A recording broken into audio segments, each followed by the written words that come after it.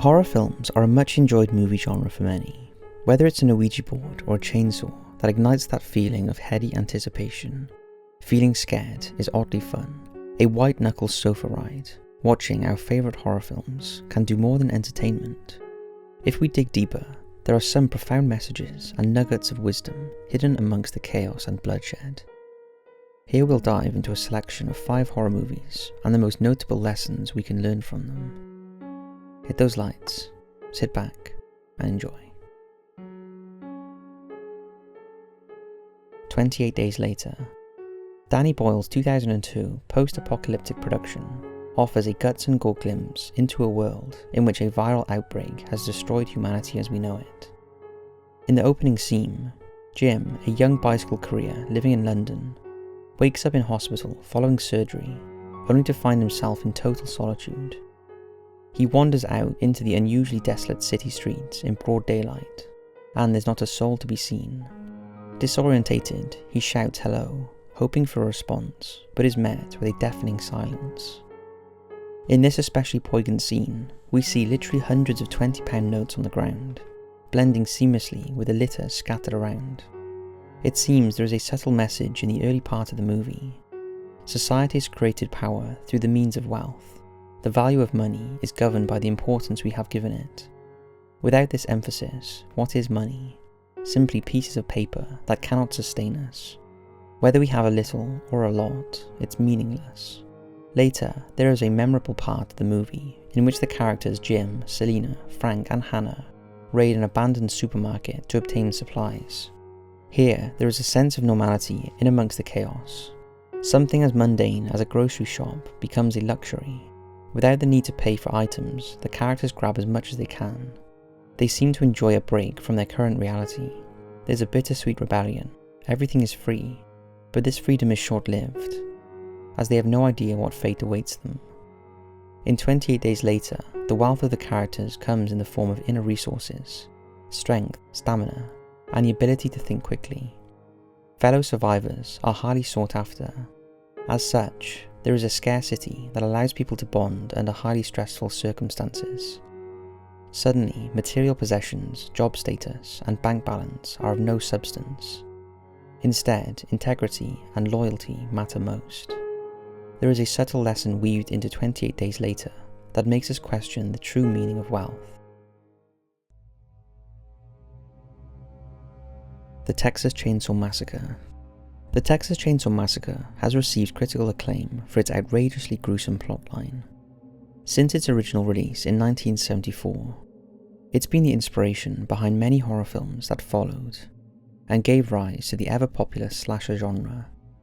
Despite being banned initially in many countries due to the violence portrayed throughout, it was the start of a renowned franchise. This includes a 2003 remake, as well as sequels, prequels, and even video games and a comic book.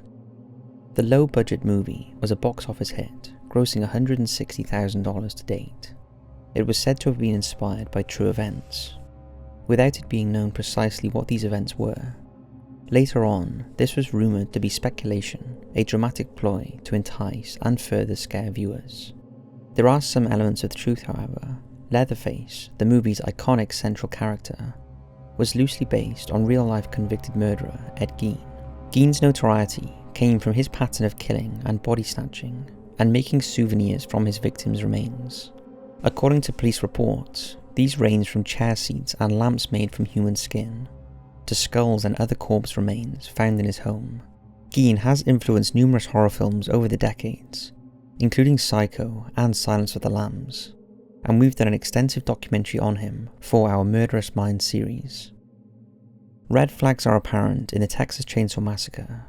For one, never pick up a hitchhiker en route to the middle of nowhere. Splitting up is definitely not a good idea. If the local gas station is out of gas, this is probably a sign that something is amiss. Knocking on the door of the first house you see in dusty barren Texas is probably going to land you in hot water, and nowhere nearer to putting fuel in your tank. A group of naive teenagers are venturing into unknown territory. They're oblivious as to what lies ahead, and this is what leads us to the adrenaline spiking fear the movie's famous for. they appear to gloss over every obvious sign of danger until meeting their untimely, blood-soaked fate. There is a lesser-known theory about why this is, the true meaning of the Texas Chainsaw Massacre. It's believed that the characters' struggles are a metaphor for the destruction faced by the USA between 1955 and 1975. The brutal torture and slaughter that each endured is said to symbolize the tragic loss of soldiers' lives during the Vietnam War. Potentially, the Texas Chainsaw Massacre teaches us about the worldly affairs and turbulent society that were unfolding in the United States near the time of its production. Stephen King's It. Based on the 1986 Stephen King novel of the same name, the original picture was released in 1990 as a 4-part series. In 2017, the bestseller was given a makeover. Much of the underlying plot remained, and of course, it still featured the menacing character Pennywise the Clown.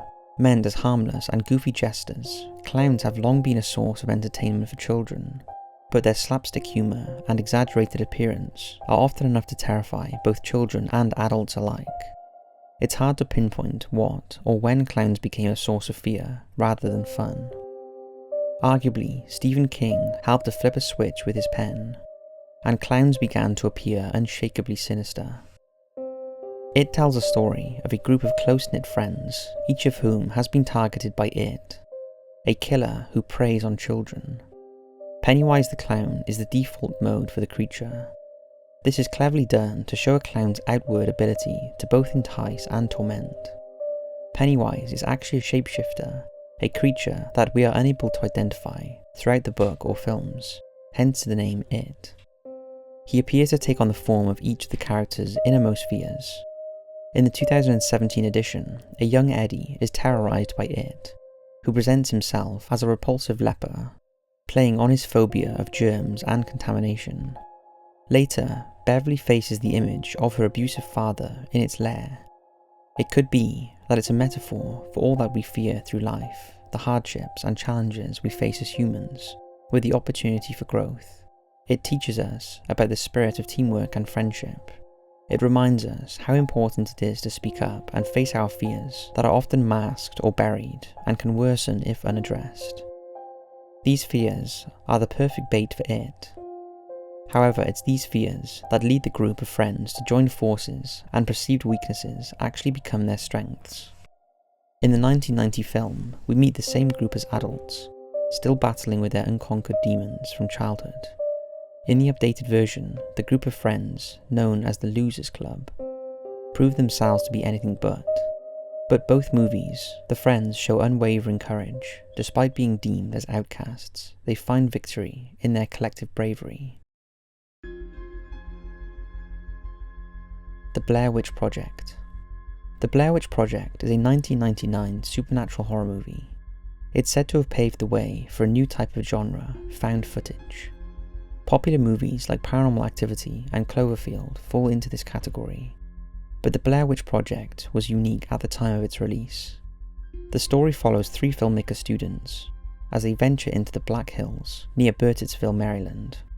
They are on a quest to film a documentary about a folktale known locally as the Blair Witch. Interestingly enough, throughout the entire film, we never see any real evidence of the Blair Witch's existence.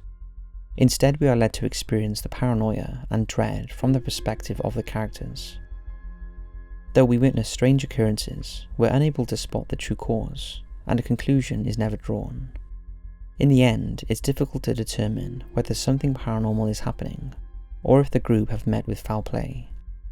Could one of the members be the culprit? In fact, we are never sure if anyone is truly harmed. We can summarize, but we do not know for sure.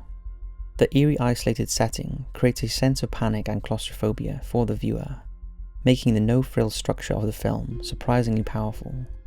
Watching the Blair Witch Project teaches us, though folklore and legends may seem far-fetched, it's unwise to investigate without being fully prepared. After all, where do rumours start? It makes us question our nerve when it comes to survival. Can we trust our own perception? Are some of the biggest threats to our safety and sanity created in our own minds? When the credits roll, we have to ask, Is the Blair Witch a product of the imagination, born of uncertainty and possible psychosis? Or is this something more sinister lurking in the Black Hills? Saw. Saw is a horror franchise made up of 8 films in total. 7 were released between 2004 and 2010, with the follow-up picture, Jigsaw, released in 2017. The ongoing plot is based on the character of John Kramer, or Jigsaw, a civil engineer grief-stricken at the loss of his unborn son, and the consequent breakdown of his marriage. After being diagnosed with terminal cancer, John was overwhelmed by his sorrow and despair and became bitter. He felt his once wonderful life had been torn apart. We learn that John had a failed suicide attempt, an experience which made him feel reborn. With his newfound strength, he saw the wrongful ways of those around him. He believed that they too were wasting their own lives. As a result, he sought to stop them taking their existence for granted by setting up games, death traps designed to test the victim's will to live. Few survive, meeting a sickening demise. As the movies progress, we learn that Jigsaw is a little different to the stereotypical murderous character we often find in horror movies. Rather than being a ruthless killer, Jigsaw claims that his objective is not to kill, but to rehabilitate. In Saw 5, he even claims, "Everyone deserves a chance. Killing is distasteful to me."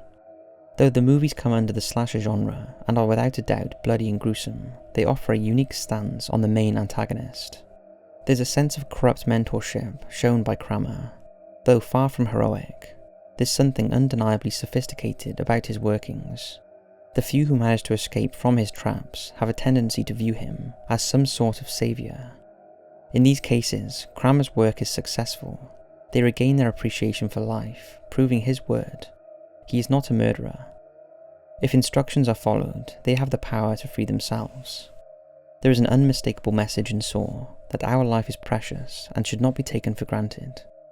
If we make poor choices and treat others badly, there are consequences. However, there is something else that stands out. A high level of intelligence can be abused in the wrong hands. A skillful academic, when pained, could pose a greater threat to their victims. Impulse and messy crimes are a place with intricate planning and psychological testing, and that are almost impossible to overpower. Though a work of fiction, Saw is the story of a man once deemed healthy and sane, whose inner struggles caused him to inflict pain on others indirectly. John Kramer is a classic evil genius with a twist, a vengeful mastermind. In his warped view, he's a reformist, a leader, a seeker of justice. With that said, it's hard to deny there's something almost relatable about him, certainly compared with an axe-swinging madman. A genius or lunatic, teacher or torturer, there is a very fine line. So that's 5 lessons that can be learned from horror movies. I hope you've enjoyed this video, and as always, we'll see you in the next video.